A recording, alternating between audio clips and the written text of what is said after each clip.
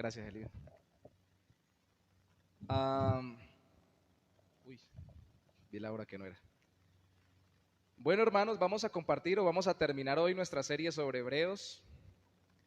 Ha sido una serie edificante, retadora para quienes estuvimos allí involucrados en esta carta. Vamos hoy al último capítulo de la carta a los Hebreos en el Nuevo Testamento. Retadora por muchas cosas, porque es reiterativa. Pareciera que a cada instante vuelve y repite el Evangelio, vuelve y repite el Evangelio, y vuelve y habla de Cristo, y vuelve y habla de Cristo, pero cada vez desde un enfoque diferente, pero vuelve y habla de Cristo. Y reiterativa porque sigue animando, sigue exhortando durante toda la carta y hasta amenazando el Señor para que los verdaderos creyentes se despierten y para que quienes no son verdaderos creyentes en medio de los que parecen ser creyentes se conviertan. Entonces, Hebreos 13, vamos a leerlo desde el versículo 1 inicialmente hasta el versículo 6. Permanezca el amor fraternal. No os olvidéis de la hospitalidad, porque por ella algunos, sin saberlo, hospedaron ángeles. Acordaos de los presos, como si estuvierais presos juntamente con ellos, y de los maltratados, como que también vosotros mismos estáis en el cuerpo, maltratados. Honroso sea en todos el matrimonio y el lecho sin mancilla. Pero a los fornicarios y a los adúlteros los juzgará Dios. Sean vuestras costumbres sin avaricia, contentos con lo que tenéis ahora, porque Él dijo, no te desampararé ni te dejaré. De manera que podemos decir confiadamente, el Señor es mi ayudador, no temeré lo que me pueda hacer el hombre. Leamos el 7 y el 8 de una vez.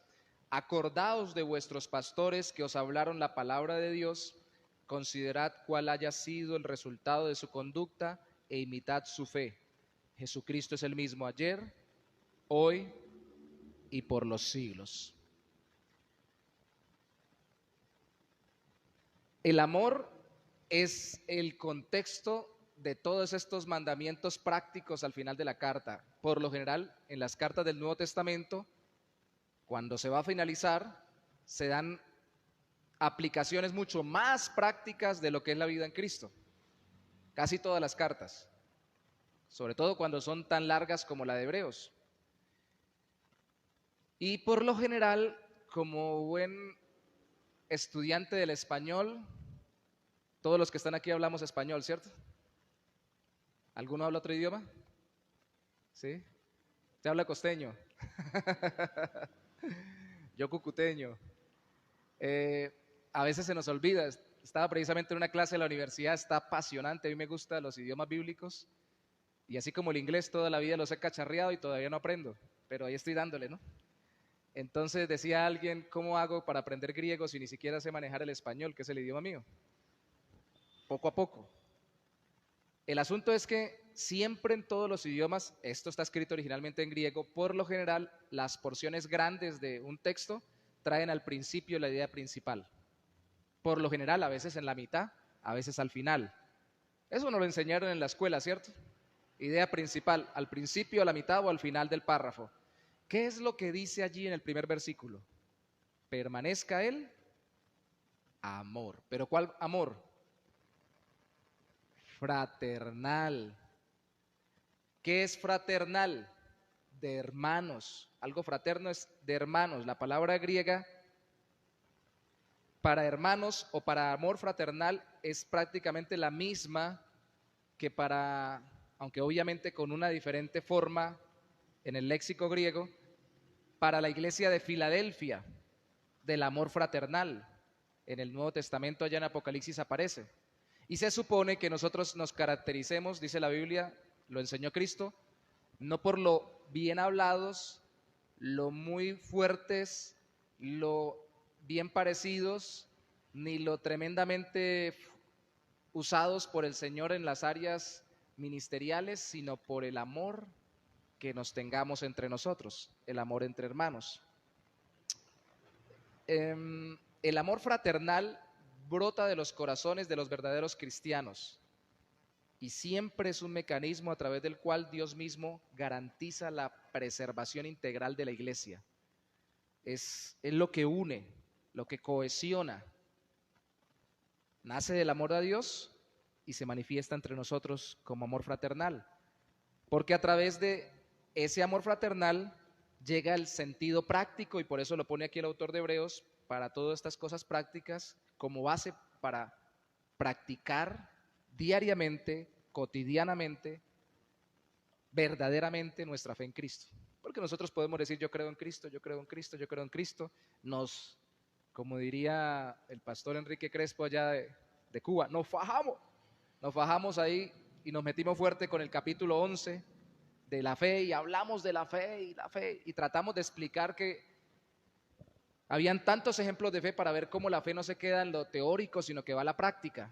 Pero por más que sea dando tantos conceptos, luego hablando de que hay que mirar a Cristo, uno dice en el capítulo 12, que fue el que abordamos la vez pasada, considerando a Cristo contra el pecado, en el combate contra el pecado, en los sufrimientos que padecemos, en aprovechar la gracia que se nos da.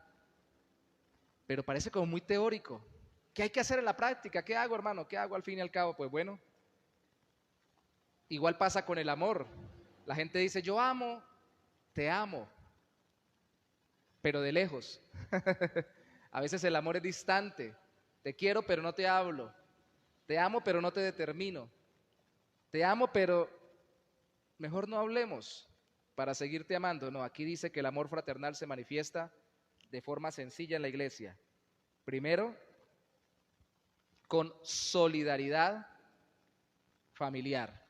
Esto que acabo de decir, todo esto enseña solo la frase amor fraternal, de que debemos vernos como una familia. Y en una familia lo que más quieren los papás es que los hijos estén unidos, ¿cierto?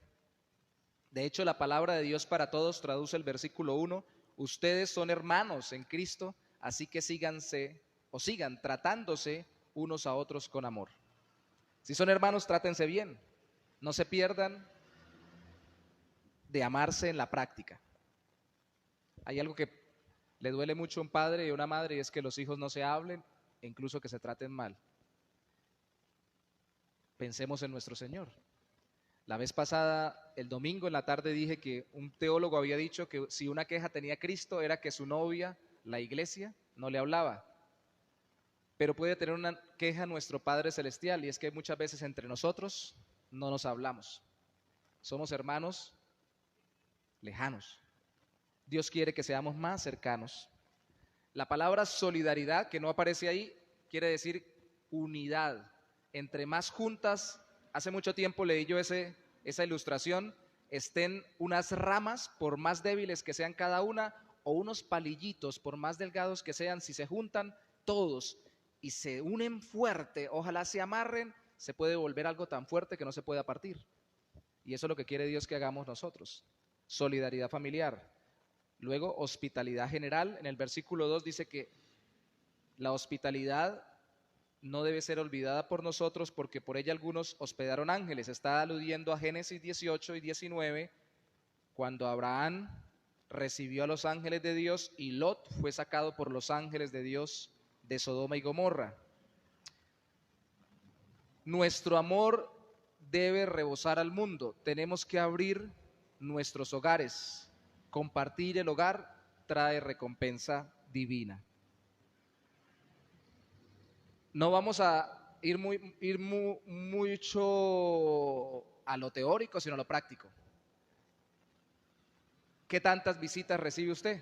Especialmente, ¿qué tanto lo visitan los hermanos? Ayer yo proponía, ya que no hemos visto tanta continuidad de los hermanos en varones la reunión, proponía con los hermanos, ¿qué tal si vamos a visitar a la casa de alguno de los hermanos que no ha venido? Ojo, pero para que eso pase, ¿qué tiene que suceder? Que nos reciban, ¿cierto? Entonces, al recibirnos en el hogar, se van a dar cuenta de nuestras debilidades, pero nosotros vamos a poder servir con lo que tenemos. Lo que tengamos, si es un piso de tierra, se barre bien y allí podemos hacernos. Si son asientos viejitos, allí podemos sentarnos. La idea es que compartamos, porque cuando se abre el hogar, se abre el corazón. Hospitalidad. Misericordia especial, compadecer al que sufre. ¿Cuándo fue la última vez que usted visitó un preso? Piénselo bien. Yo le pedía a ciertos hermanos por ahí, van a visitar al pastor Héctor, el hermano misionero. Alguien me dijo por ahí, me da miedo. Y yo he visto personas grandotas, creyentes, muy fuertes, grandes espiritualmente hablando, veo uno, y grandes físicamente hablando, y les da miedo entrar a una cárcel. Y está bien en el sentido de que no es un ambiente muy armónico. Pero ¿qué tal que el preso sea un hermano nuestro? Yo he conocido personas verdaderas creyentes presas. Hubo uno en Cúcuta que era un buen creyente, pero en cierta forma había aprendido a ser inmaduro en su manera de predicar. Entonces le hablaba muy fuerte a la gente, casi que la insultaba para mostrarle el evangelio. Le decía la verdad, pero de forma muy fuerte, muy tosca. Se ganó sin querer, porque él no quería eso, se ganó ciertas personas en su resentimiento. Tenía una piscina donde llevaban niños de la comunidad a nadar y él les enseñaba, y un vecino dijo que él estaba abusando de su hija en esa piscina. Él siempre dijo que eran mentiras, y cuando estuvo preso, imagínese, por entrar por abuso para una menor, ¿cómo le va a una persona a la cárcel, no? Pasó muchas pruebas duras y dice que entendió que el Señor estaba probándolo y que lo había llevado ahí para que hiciera lo que no hacía, visitar a los presos, y ahora desde allí pudo después predicar y darles testimonio a los demás de Cristo, y ahora obviamente tenía que cambiar su carácter y su manera de ser también. El asunto con quien está preso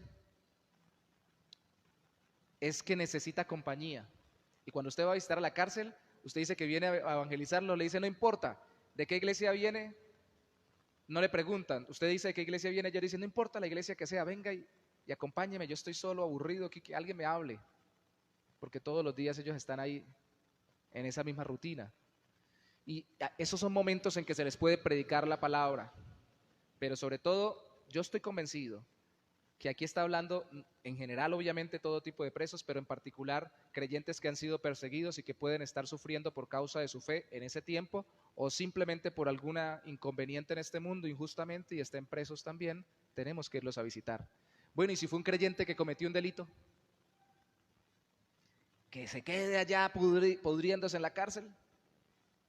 De hecho, yo conocí en la cárcel, aquí en la Bucaramanga, pastores que estaban ahí no por delitos que eran mentiras. Ellos decían, yo sí cometí el delito, y terribles delitos. Y tenían que venir a los pies del Señor, arrepentirse y dejarse restaurar por Dios. Y ahora estaban sirviendo ahí adentro. Hay que ir a alentarlos, porque podríamos ser nosotros. Ser misericordiosos de forma especial. ¿Qué es ser misericordioso de forma especial? Es ponerme en el lugar del otro. Yo podría estar sufriendo, ahí lo dice, como si nosotros mismos estuviéramos sufriendo en nuestros cuerpos el estar presos.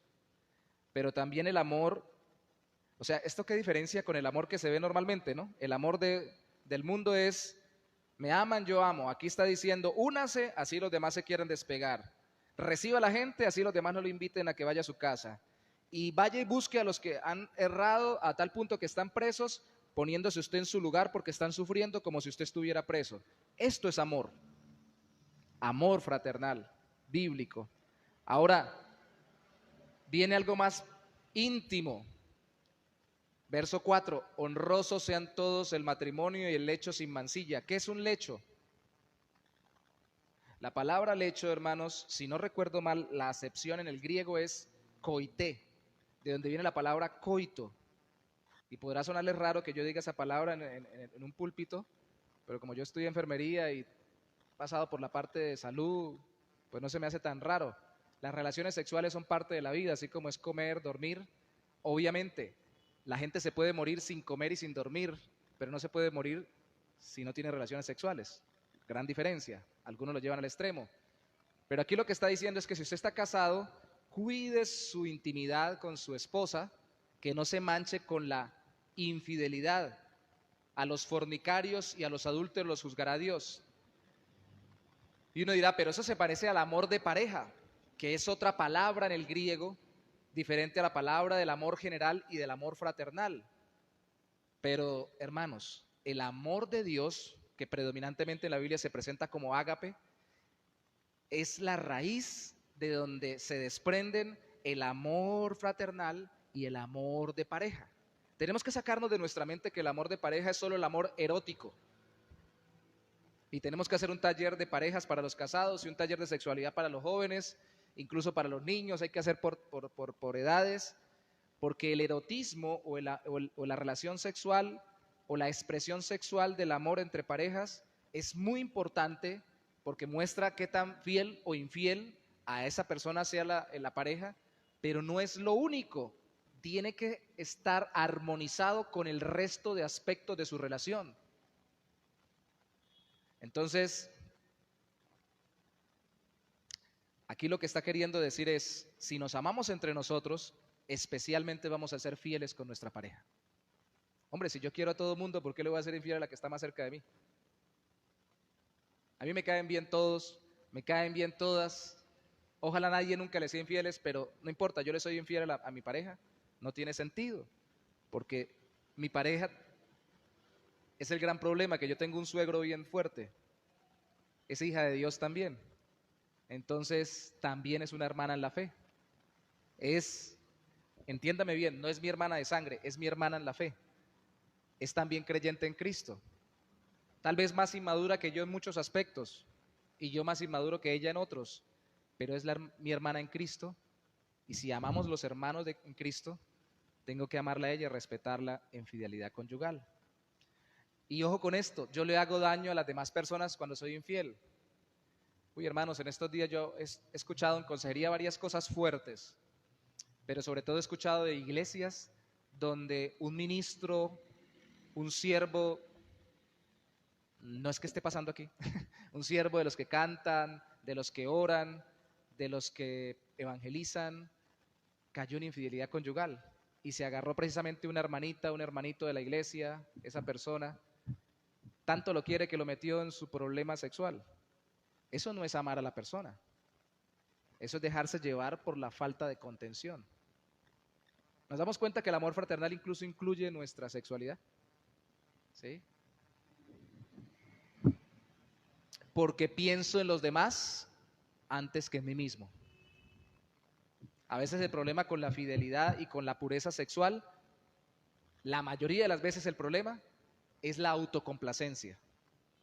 Por donde usted lo mire, incluso cuando hay problemas hasta de violaciones, pasando por problemas de impurezas sexuales de la persona sola sin tener pareja, es porque se quiere complacer y se olvida de los demás. No ama a los demás. Se ama tanto que se olvida de los demás y daña la vida de los demás. Espero que eso lo pensemos cuando tengamos tentación, no solo en la sexualidad, sino en cualquier otra área, que lo que hagamos también afecta a los demás. Dijo alguna vez el pastor Adrian Rogers, bautista, que a alguien se le había parecido y le dijo, él dijo cuando tú eres infiel a tu esposa, no solo estás diciendo no amo a mi esposa, estás diciendo no amo a mis hijos, porque se van a ver afectados.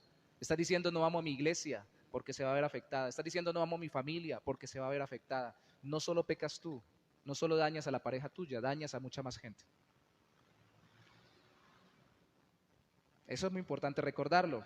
Ahora, solidaridad familiar, hospitalidad general, misericordia especial, fidelidad conyugal, contentamiento financiero. Hermanos, no hay nada más terrible en la comunidad cristiana que una persona que le importa más el dinero que las personas. ¿Eso cómo daña la relación? Mire el versículo 5, sean vuestras costumbres sin avaricia, contentos con lo que tenéis ahora, porque Dios dijo, no te desampararé ni te dejaré. Fíjese que cuando no estamos contentos, sino que estamos angustiados, estamos desconfiando de que Dios nos ampare y nos proteja y nos provea. De manera que podemos decir confiadamente, el Señor es mi ayudador, no temeré lo que me pueda hacer el hombre. Si Dios es mi Padre, en la medida que confíe en que Él me proveerá mientras busco mi sustento, voy a agradarlo a Él, confiando en Él, y no voy a afectar a mis hermanos. Así como el que está en pecado sexual no ve a las personas, sino que ve objetos de su satisfacción sexual, a veces el que está en problemas económicos por su falta de contentamiento no ve a los hermanitos de la iglesia, sino ve posibles negociantes con él o posibles personas para que le presten plata. Uy, ya llegó el hermano. Hermanito, dijo un hermano alguna vez, se parecen al llanero solitario, puros disparos de plata. Eso solamente lo sabemos los que estamos de edad, ¿no? Ustedes no vieron el llanero solitario, ¿cierto que no? ¿Qué problema? Era un héroe del medio oeste que andaba solo, supuestamente, pero cargaba un indio, no estaba tan solo, con un revólver y las balas eran de plata. Y es la forma de decir que solo viven pensando en el dinero. Llega la gente y ahora que vaya a la iglesia, mira hermano, la falta de contentamiento se nota. Vamos a ir a la iglesia o vamos a orar incluso individualmente y estamos pensando en las deudas. Nos vamos a arrodillar y estamos pensando a quién le vamos a prestar. Y si nos encontramos con alguien, no lo saludamos para relacionarnos con él, sino pensamos, ¿será que me puede ayudar? Y cuando renunciamos a esa falta de contentamiento en Dios, disfrutamos la relación con nuestros hermanos, de pronto sale el hermano que dice, hermano, venga, yo no le he vuelto a preguntar cómo le ha ido a usted. No, sí, me ha ido un poco difícil, no hay que ocultarlo, no hay que mentir. Entonces de pronto ahí dice, bueno hermano, yo tengo tal posibilidad de trabajo, tal dinero que invertir, y empieza Dios a abrir puertas. Está conectado con el amor fraternal porque primero amamos a Dios, luego las personas y al final las cosas. El dinero no es tan importante como las personas. Amén. O como dijo un pastor amigo, ayayay. Amén o no amén, dice un pastor amigo en Cúcuta. Y el último es fidelidad congregacional. Y digo el último para decir que es la segunda parte de la predicación, pero muy corta, porque desde el versículo 7 hasta casi el final, hasta el 19, antes de hacer la despedida, el autor de Hebreos se centra en hablar de la fidelidad a la congregación como parte del amor fraternal. Somos familia en Cristo. Y si somos familia en Cristo, hacemos dos cosas. Somos fieles a Cristo y somos fieles a los que Dios puso para servirnos en el nombre de Cristo. Somos fieles a Cristo porque, versículo 8, Jesucristo es el mismo ayer, hoy y por los siglos. ¿Eso qué quiere decir? Eso es más que una simple expresión teológica, espiritual, dogmática. Uy, sí, el Señor Jesús no cambia porque es Dios. Es Dios y es hombre al mismo tiempo. Dios desde la eternidad, hombre desde que se encarnó. Gran misterio, pero gran verdad.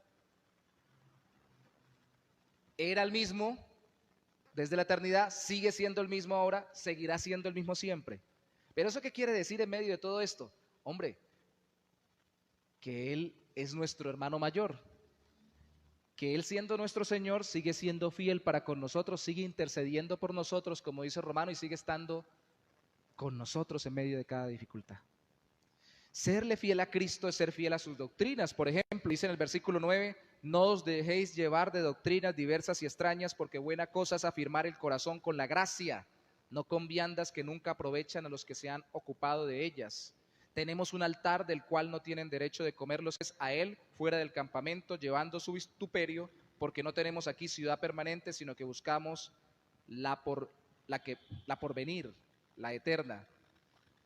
Y ofrezcamos siempre a Dios por medio de él, de Cristo, sacrificios de alabanza, es decir, frutos de labios que confiesan su nombre. ¿Qué está diciendo? Sea fiel a Cristo confiando que es por gracia que Él lo salvó. Sea fiel a Cristo, no se ve tan viejo. Si yo no soy tan agraciado como ella, y ella soporta la burla que le puedan hacer por la persona que tiene al lado, en un principio, si yo soy maduro, me voy a ofender porque me están diciendo que yo soy feo, pero si soy sensato, debería alegrarme porque ella esté conmigo a pesar de que soy quien soy. ¿Sí o no? Pongo esta ilustración porque eso es lo que debería pasar con nosotros en el Señor. Si malinterpretan quién es el Dios que nos llamó, el Cristo que nos salvó, la Biblia que el Espíritu Santo inspiró y la obra del Señor en nuestras vidas, y nos humillan por conocer a ese Señor y por vivir con Él, porque ellos no entienden la hermosura de nuestro Señor en santidad, ellos no la conocen, y se burlan de nosotros, y nosotros en vez de amargarnos, nos sentimos alegres como los discípulos cuando los perseguían al principio de la iglesia primitiva, por sufrir por causa del nombre de su Señor. La satisfacción del Señor va a ser grande, porque va a decir: estos son mis hijos, es mi pueblo, que me ama y me es fiel a pesar de que lo que el mundo les puede hacer para serme infieles, de lo que los puedan avergonzar, de lo que los puedan maltratar. Esto tenía rato de no decirlo, que no seamos, como decían alguna vez hace años, cristianos de la secreta. ¿Saben cuáles son los cristianos de la secreta, cierto? Agentes secretos del reino de los cielos. Yo soy creyente, pero que nadie se dé cuenta. Soy cristiano, pero que nadie sepa. Voy a una iglesia, pero oro en silencio. Y que nadie nunca se dé cuenta que estoy orando por ellos. Tal vez si nos ocultamos tanto es porque no queremos pasar vergüenzas. Y si no pasamos vergüenzas, no sabemos quién es el Señor que nos salvó. No quiero decir que eso sea fácil. Para uno va a ser más duro que para otros. Pero siempre vamos a mostrar fidelidad al Señor y confiar en que Él nos salvó y que es nuestro buen Dios, nuestro buen Salvador en el caso de Cristo. Cuando asumimos eso, incluso damos gracias. Gracias. Gracias. En estos días decía que a alguien le preguntaron por el trabajo que si sabía hacer caso y él dijo que sí. Más bien él dijo, ¿qué sabe hacer? Dijo, sé hacer caso. En la iglesia el Señor quisiera que todos supiéramos no solo hacer caso, sino dar gracias. Un corazón agradecido es un corazón que valora la gracia del Señor inmerecida, porque es por gracia que somos salvos y tenemos la relación con Él. Pero ser fiel a Cristo también es ser fiel, o sea, tener amor fraternal en la iglesia es también ser fiel a los que Cristo ha puesto en la iglesia, y ahí es donde viene el problema, porque en este caso yo que estoy predicando, Dios me puso a mí aquí en la iglesia. Entonces voy a citar algo que yo no he dicho, sino que dijo el pastor John Piper. En su artículo Ministrando a su pastor, esto lo copié hace casi 10 años, Piper dice lo siguiente: ¿por qué debemos ministrar o servir o ayudar a nuestro pastor? La razón es que él es humano y un amigo creyente como nosotros. Como hombre, él es sensible a las tentaciones, así como nosotros. La fe no es automática para él, solo porque es pastor. También tiene que tener luchas de fe y a veces crisis de fe. No es más fácil para él, para el pastor o para un líder o alguien maduro en la iglesia, no es más fácil para él ser una persona cariñosa, que se muestre con esperanza, para darnos a nosotros esperanza también. Sus recursos en la batalla de la fe no son mejores que los nuestros. Quitémonos la idea de que los pastores tienen más recursos para combatir contra el pecado y luchar contra el desánimo. Son los mismos que tiene todo creyente. Él es uno de nosotros. Si nosotros nos sentimos secos espiritualmente, quizás no vayamos a la iglesia. O quizás vamos a la iglesia o vamos a la compañía de los creyentes para una renovación, donde está el pastor y hermanos maduros para que nos dirijan. Pero ¿a dónde puede ir el pastor? Buena pregunta, ¿no? Entonces, les voy a pedir que escuchen mis dificultades. Primera, mucha gente sale corriendo tan pronto escucha la primera debilidad o dificultad que esté pasando el pastor. Por eso nos cuesta mucho. Y por eso Dios ha mostrado, y aquí en el capítulo terminando Hebreos, que llama al amor fraternal, ha mandado que le seamos fieles a Cristo en la iglesia, pero que le seamos fieles también a los que Cristo ha puesto. Del versículo 7 dice, acordaos, solamente acordarse, tenerlos en cuenta. Acordaos de vuestros pastores que os hablaron la palabra de Dios, considerad cuál haya sido el resultado de su conducta, imitad su fe. Obvio, consideradlo cristianamente, ¿no? Porque si ustedes dicen, yo voy a considerar si el pastor tiene plata, si tiene carro, si tiene casa, pues usted dice, uy, no tiene, entonces no, mejor miro para otro lado. si lo mira mundanamente, ¿no? Pero si usted considera su conducta en la fe, que lo lleva a la santificación, a la comunión con Dios y al permanecer firme en el Señor, usted dice, me sirve echarle un ojito y mirar cómo se ha conducido. Y recordar a la persona y no solamente el ejemplo de la persona, porque si eso ha hecho es porque ha sufrido en medio del asunto. Entonces, tengo también que acordarme de ella, si es una líder cristiana, de él, si es el pastor de la iglesia. Tengo que también, el primero es acordarse, el versículo 7, léanlo ustedes mismos. ¿Qué dice? La primera palabra del versículo 17. ¿Cómo? Obedeced. La del 7 es acordaos. La del 17 es también considerarla. En el 7, sí, claro. Acordarse considerándolos. Y en el 17, obedeciéndolos, obedeced a vuestros pastores. ¿Qué pasa con la desobediencia? ¿Qué es lo que dice el versículo que trae? Al final del versículo, ¿qué produce en los que están liderando la iglesia? Ustedes mismos, por favor, mírenlo. ¿Qué dice al final del versículo 17 que produce la desobediencia en la iglesia? No estamos hablando de una obediencia ciega, estamos hablando de una obediencia al ministro o a los líderes que Dios ha puesto conforme a la palabra de Dios, ¿no? En lo que es de Dios. No que ustedes hagan estilo militar, todos tenderse contra el piso, 10 flexiones de pecho, no. Estamos hablando de obediencia en lo que en la palabra de Dios respecta. ¿Qué sucede cuando no hay ese deseo de someterse o sujetarse al liderazgo que Dios ha puesto? ¿Qué dice el versículo 17 al final? ¿Qué pasa? Se quejan, ¿no? Eso se puede interpretar de muchas formas. Puede ser una queja de dolor, puede ser una queja de denuncia, Señor, míralos. Puede ser una queja que no les diga, acábalo, Señor, como hubiera querido alguno en algún momento en el Antiguo Testamento, sobre todo hacerlo, sino sea una queja de, Señor, ya no soy capaz. Puede ser una queja que simplemente sea expresión de dolor, o puede ser todas estas. Una, expresión de dolor. Dos, reclamo por lo que las personas en la iglesia son, desobedientes al Señor y a su palabra. O tres, manifestación de que ya no es capaz de seguir. O todas las anteriores. Yo me quedo con la última. Entre A, B, C y D, me quedo con la última, porque aquí entre nos, a mí me han pasado todas las tres. ¿Cierto? Porque somos humanos, recuérdenlo. Recuérdenlo. Entonces no está bien que una persona que está al final de tanto quejarse amargada esté sirviendo en la iglesia.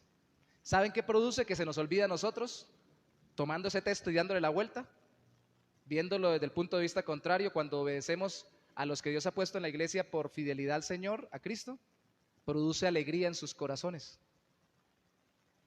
Produce agradecimiento o gratitud delante del Señor. Señor, gracias por este pueblo que te sirve con tanta alegría y con tanta devoción y con tanta entrega y con tanta diligencia. Y una persona alegre, casi ya, que esa sí nos puede prestar plata. Peligroso que el favor que le pidan cuando uno está contento, uno llega contento de algo a la casa y llega uno feliz y dice, ay, está contento, ¿cierto? ¿Me puede colaborar aquí? Le dice la esposa una vez a uno.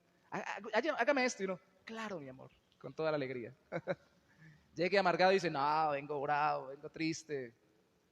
Una persona alegre, pero en este caso deberían ser los ministros, porque las fieles de la iglesia quieren caminar conforme a la voluntad de Dios, con un corazón así lleno de alegría. Es una persona que se mete hasta lo último. No hay que decirle, venga hermano, ore por nosotros. Venga, predique, venga, aconseje a alguien. Venga. Mire hermano, yo he tenido que contestar llamadas de pastores bien deprimidos. Yo no sé por qué. Hoy me decía mi hijo menor, ¿por qué a usted le escriben tanto? Me escribió un tipo por el Telegram en inglés. Yo le dije, who are you?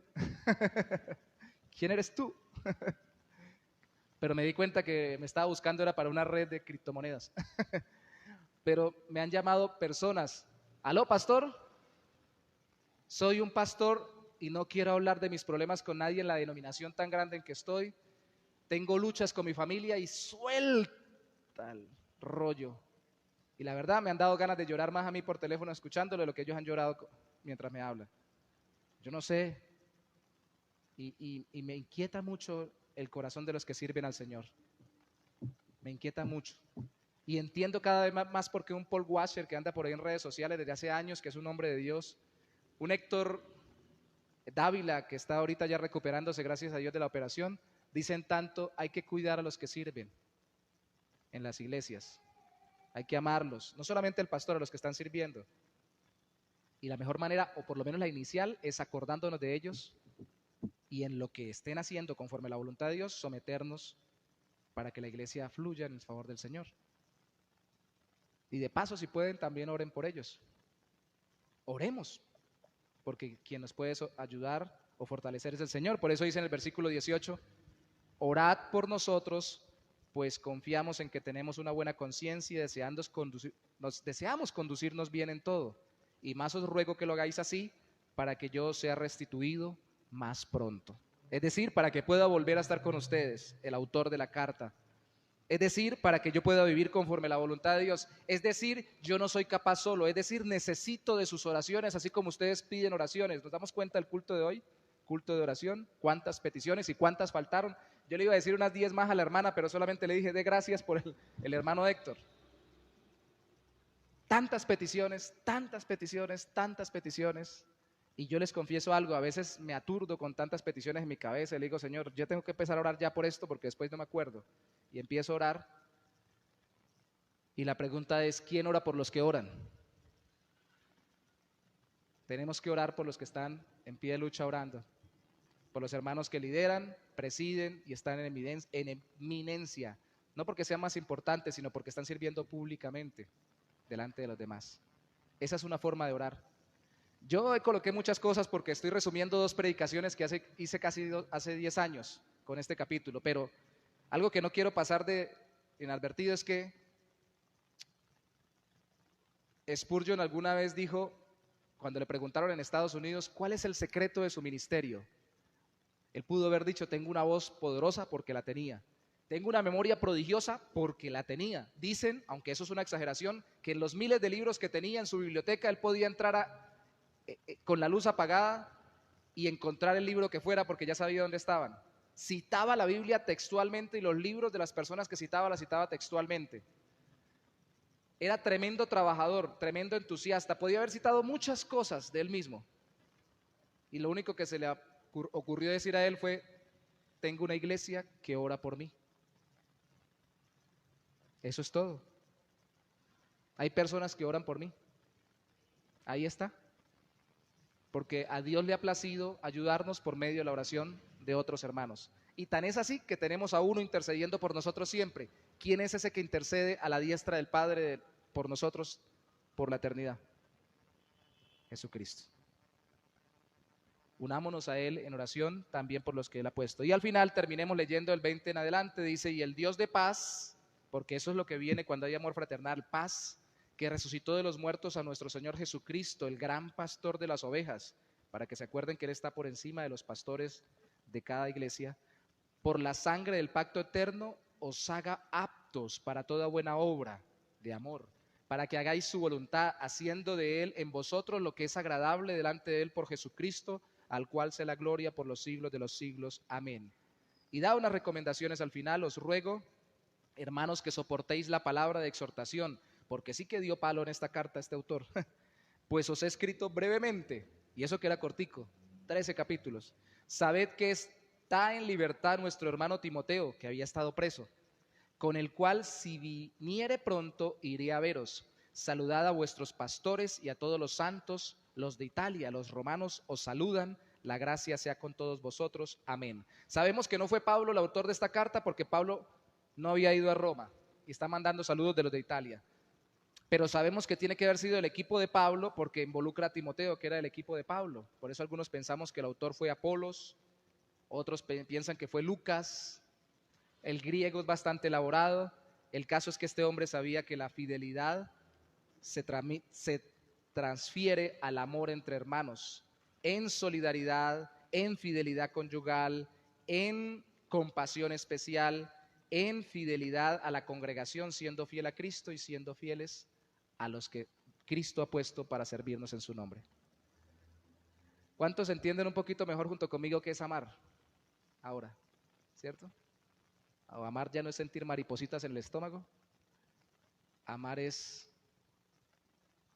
poner a los demás como prioridad para mi vida, servirles en el nombre del Señor Jesucristo. Eso es amor fraternal. Nos ponemos sobre nuestros pies para orar por ello. Padre, gracias por permitirnos en esta noche. Ya estoy pensando en la salida en la mañana. En esta noche preciosa, Señor, por permitirnos recordar que tú nos has amado, que tu amor produce en nosotros amor no solo para ti, sino amor para tus hijos, nuestros hermanos en la fe. Es imposible, Señor, como lo muestra también el autor de las cartas de Juan, el apóstol, que digamos que te amamos a ti y no amemos a los que tú has hecho nacer de nuevo en Cristo, a nuestros hermanos en la fe. Y es imposible que amemos a los demás de lejos, a la distancia y solo mental o intelectualmente, sin ni siquiera orar por ellos. Queremos servirles, queremos ayudarles, quereremos abrirles nuestro corazón, nuestros hogares. Queremos, Señor, hacer lo que tu palabra manda, visitarlos cuando estén en dificultad, aun si cayeren presos. Queremos, oh Santo Señor, serle fieles al hermano o hermana en Cristo más cercano o cercana que has puesto, que muchas veces es nuestra pareja, nuestra cónyuge. Queremos, oh Santo Señor, ser fiel a Cristo en doctrina, en gracia, agradeciéndole, no botando la toalla, no corriendo ni fallándole cuando nos menosprecien por causa de Él. Y queremos valorar a los que tú has puesto en el nombre de Cristo a servirnos, dándoles la alegría de obedecerte a ti a través de la obediencia a ellos en lo que tu palabra enseña, acordándonos de ellos, orando por ellos, porque unos y otros tenemos que ayudarnos en este caminar en Cristo. Nos has amado para que nos amemos, y eso es lo que te pedimos en esta noche, que nos ayudes a hacer para ser una verdadera iglesia fiel. En el nombre de Jesús, amén y amén.